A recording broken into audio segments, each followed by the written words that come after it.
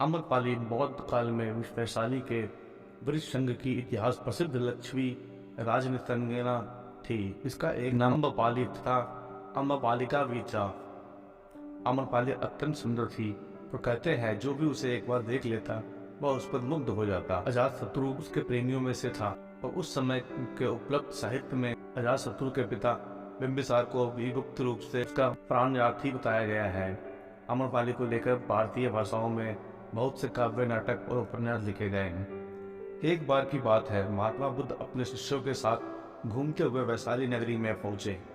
वैशाली को उस समय 16 महाजनपदों में से एक महत्वपूर्ण जनपद माना जाता था, जिसकी ख्याति दूर दूर तक फैली हुई थी। यह नगरी परम वैभवशाली और हर तरह से संपन्न थी। महात्मा बुद्ध के आने की बात पूरे नगर में फैलते देर न लगी।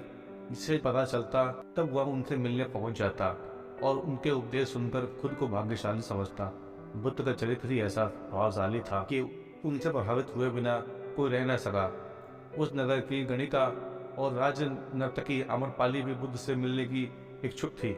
वह खुद महात्मा बुद्ध के पास चलकर आई और उन्हें अपने घर भोजन के लिए आमंत्रित किया। उनसे इतने सरल और प्रेम भाव से बुद्ध ने विनती की कि बुद्ध मना नहीं कर सके।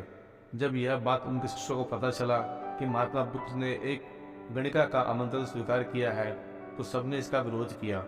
महात्मा बुद्ध ने बड़ी सरलता से अपने शिष्यों से कहा, मैंने तो उसकी प्रेम भावना देखी। उसने जिस भावना से मुझे बुलाया वह बिल्कुल पवित्र और निश्चल था।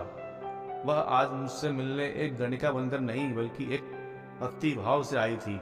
फिर भला मैं कैसे उसका आमंत्रण स्वीकार न करता, वह चाहे एक वेश्या हो या कोई सन्यासी हो। ऐसे समय बुद्ध आम्रपाली के घर भोजन के लिए गए। वह पहले से ही भोजन की सारी व्यवस्थाएं करके भगवान बुद्ध के आने की राह देख रही थी। मन में यह विचार भी आ रहा था, कहीं बुद्ध अपनी बात से मुकर न जाए। इतने बड़े सन्यासी भला क्यों एक वेश्या के बुलाने पर उसके घर आकर भोजन करेंगे। परंतु जैसे ही आम्रपाली ने बुद्ध को अपने घर आते देखा, उसकी प्रशंसा का ठिकाना न रहा। वह दौड़कर दरवाजे पर गई और उनका स्वागत किया। खुद अपने हाथों से भोजन परोसा और उनकी आवभगत की।